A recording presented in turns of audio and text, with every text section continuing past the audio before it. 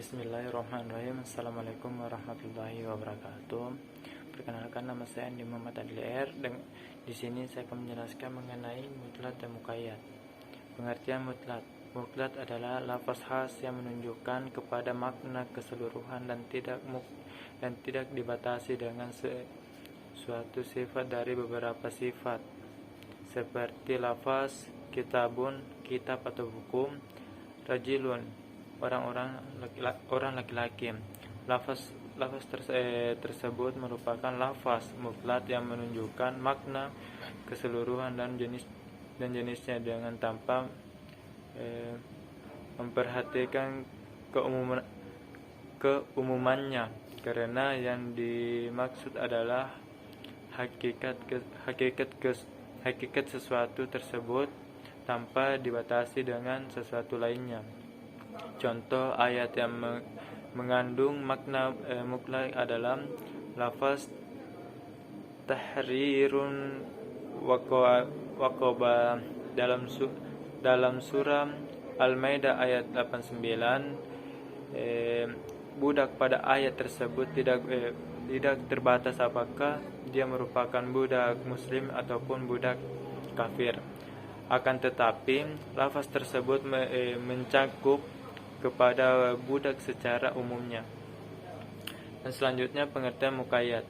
Muqayyad adalah lafaz khas yang menunjukkan kepada makna keseluruhan dan dibatasi dengan suatu sifat dari beberapa sifat, seperti rijalun mukmin, orang mukmin laki-laki, kitabun jadid, kitab atau buku baru.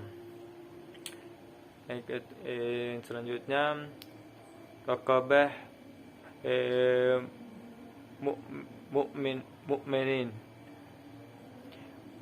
budak mukmin, dan lain sebagainya. Hukum yang terkandung di dalam mutlak dan muqayyad. Hukum yang berlaku di dalam lafaz mutlak adalah hukum kemutlakannya, selama masih tidak terdapat dalil atau karimah yang menunjukkan kemuqayyadannya. Apabila dalil yang menunjukkan kemuqayyadannya, maka dalil ini memindahkan hukum mutlak kepada hukum muqayyad. Adapun hukum yang berlaku di dalam lafaz muqayyad dalam tetapnya mengamalkan atas kemuqayyadannya selama tidak ada dalil yang membatalkan batasannya. Dan selanjutnya perihal mutlak dan muqayyad. Apabila hukum dan objek pembahasannya mempunyai makna yang sama, ahli fikih menyampaikan bahwa mutlak berubah menjadi muqayyad. Dan selanjutnya,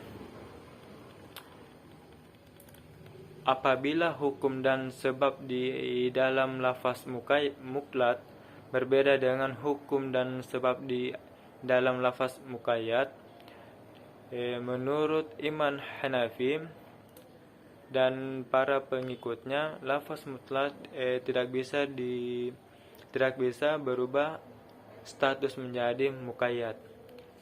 Dan selanjutnya, apabila hukum berbeda tetapi sebabnya sama, maka mutlak tetap bersatu menjadi mutlak dan kedua-duanya diberlakukan pada tempatnya masing-masing.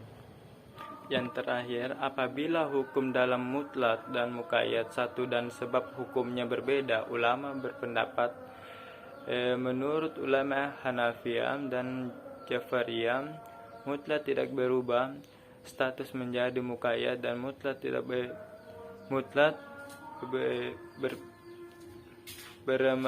beramalkan dengan kemutlakannya, dengan muqayyad beramal dengan kemuqayyadannya pada tempatnya